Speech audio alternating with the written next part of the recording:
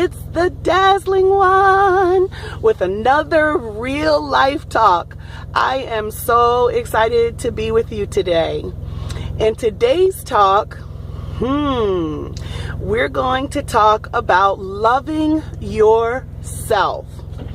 The importance of loving yourself. So, with that being said, let's get started.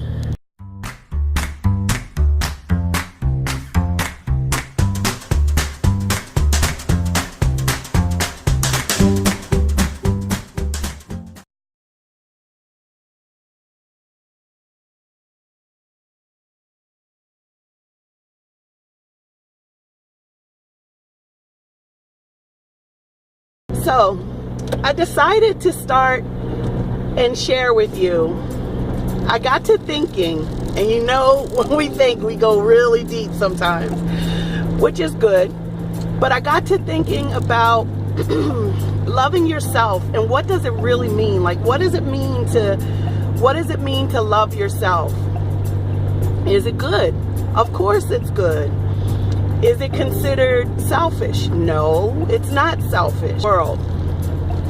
So when I decided to share this, life talk with you on loving yourself, I wanted to cover a few things. One is, sometimes people think, oh, if I love myself, then I'm selfish, or I'm not thinking about anybody else. But I want you to flip that thought around, and I want you to think about it a little bit different. Why do you think some people are miserable? Have their life together, but they just seem pretty miserable. Maybe their health is fine. Their health is fine. Their family's fine.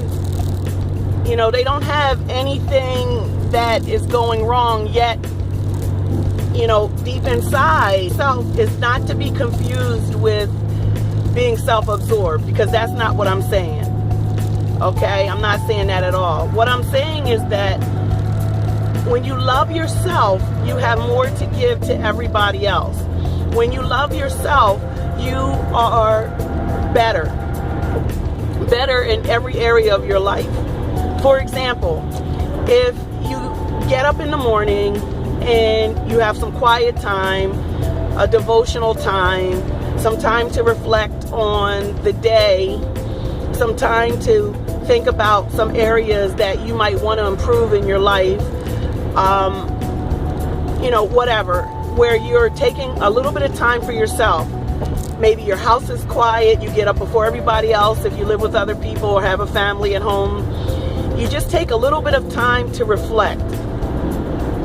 Now, if there's something about yourself that you don't like, you can always change it. You don't have to stay stuck. For example, if you find that you are negative, and I know I'm kind of bouncing all over, but it's all going to tie together like it always does. But say you're extremely negative person. Say you're extremely negative. And everything, like, you see a beautiful sunrise and you're like, oh, I wish it was other colors, that instead of blue and purple and yellow or whatever, instead of just marveling in how beautiful the sunrise is.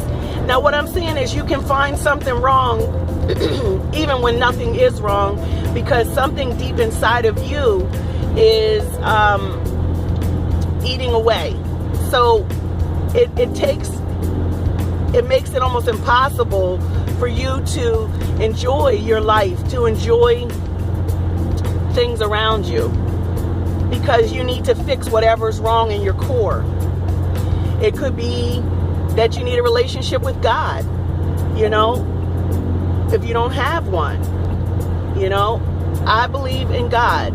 And I know that if I'm not right with God, everything just seems rotten to me. It just seems like, nothing is right. But when I'm right with God and I connect with God, who is my source, then I'm able to do more. I'm able to achieve more. Everything just seems better, even when things may not be the best that they could be. So when I go back to loving yourself, know that God loves you. And I'm not getting all religious or anything. I'm just wanting you to know that God loves you. Okay? And if He loves you, then that means you're worthy to be loved. So you should love you. How can you expect somebody else to love you if you don't love you? So you are worthy of love. You are worthy of excellence. You are worthy of good things happening in your life. You are worthy of being happy. You deserve excellence in your life. You deserve, all good things. But you got to be willing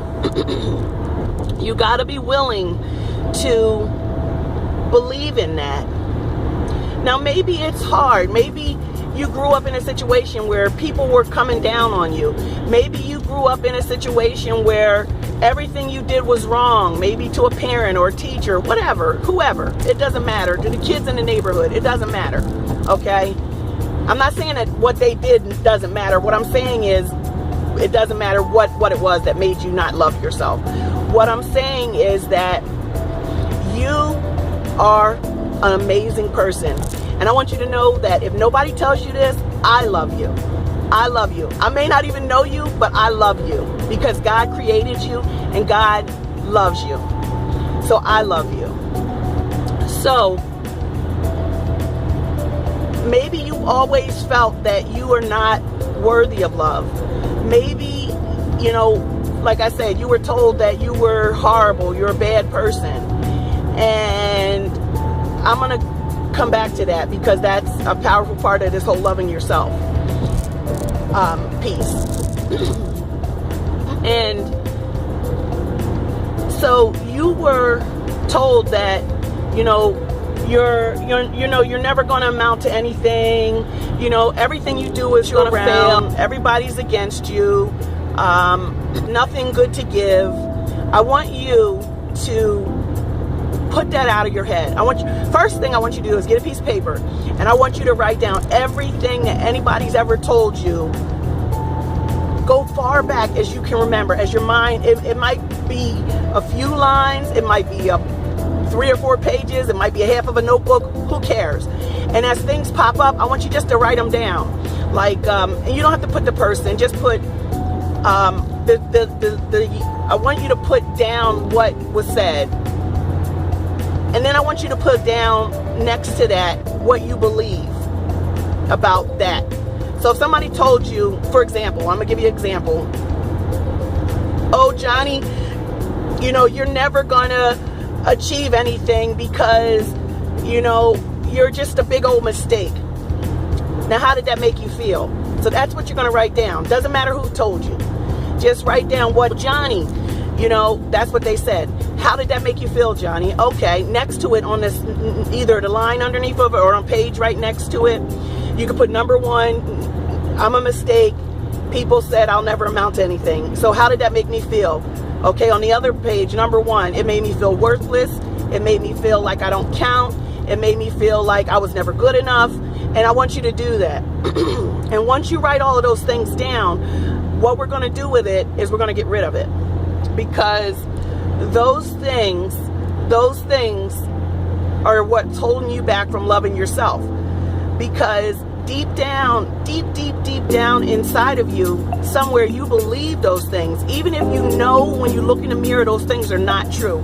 Maybe you've been extremely successful in your career. Maybe you've been extremely successful as a parent. Maybe you've been extremely successful as a friend. Maybe you've been extremely successful in a group that you're a volunteer in. Whatever, okay? There are certain things that other people try to put on you. They want to fill your can up with their crap. And I'm here to tell you, we're not accepting it. We are done accepting it. Okay?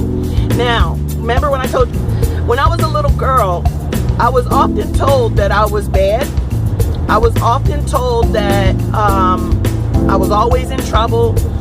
And so, you know, by people in my family, basically, and by teachers and things like that.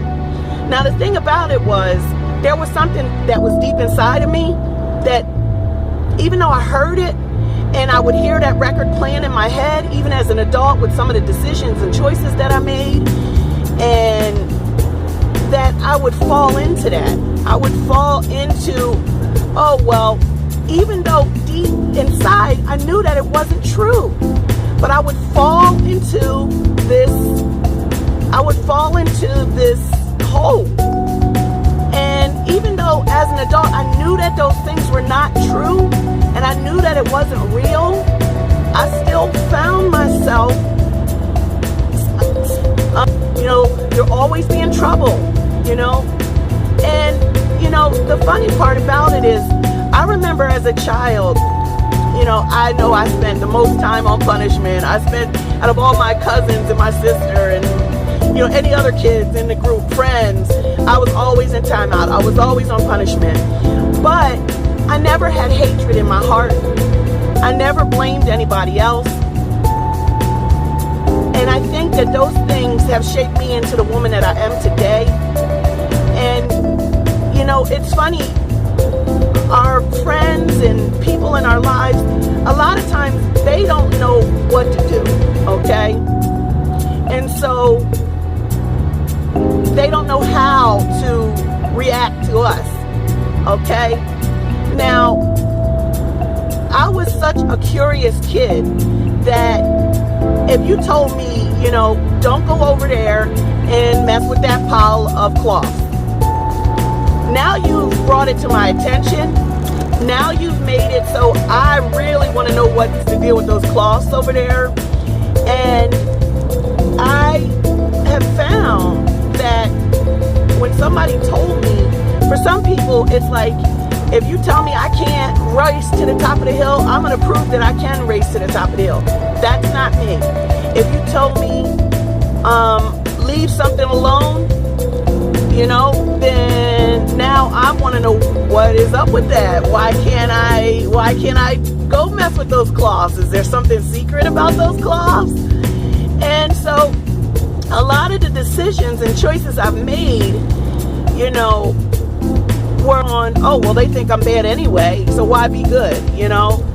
And it took me years into my adult life to realize I've always loved myself, but there was always a piece of me that felt that something was wrong and that maybe I'm not as good as I could be.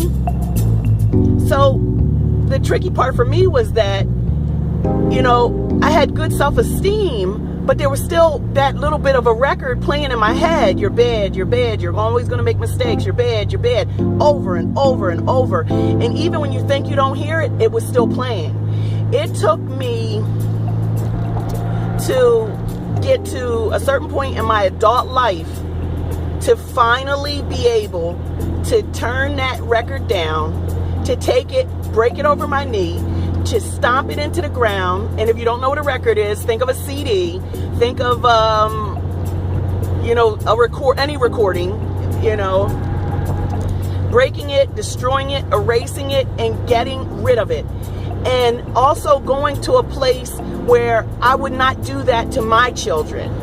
You know, I would never tell them that, you know, they're bad, you know, they were kids. And I don't blame the ones in my life that said that to me, because they did the best they could with what they had, you know. But it's not true, because I know that I'm an amazing person. I know I have amazing gifts to give, and I know that I'm a good person, and I know that I have love in my heart for everybody. So back to the importance of loving yourself. When you love yourself, you have amazing gifts to give to other people. What do they say on the airplane? When the stewardess or flight attendant tells you what to do in the case of an emergency. They say the masks will fall down from the compartments above your head. You are first to put on your mask, oxygen mask for yourself before you help the person that's sitting in a chair next to you. Why? Because even as something that's life or death, and this is life and this is death, you have to look at it that way, okay? Because it's what you're going to put out into the world. So I want you to think about this. Even in that life and death situation, unless you love yourself, how can you love, truly, truly love anybody else?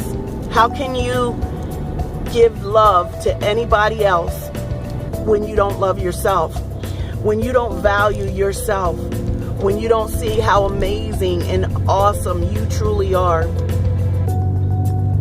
Your voice needs to be heard. This world needs to know that you're there and that you're amazing and that you have amazing gifts to give. So this is the Dazzling One. Tips, tricks, motivation, determination. Hoping find this message useful and powerful, and that even if you just take one thing from it, just know that I love you, and more importantly, God loves you. And no matter what you've done in the past, today is a new day. Today is a day where you can give your amazing gifts to others. I hope you have a wonderful, amazing, and blessed day. Bye-bye.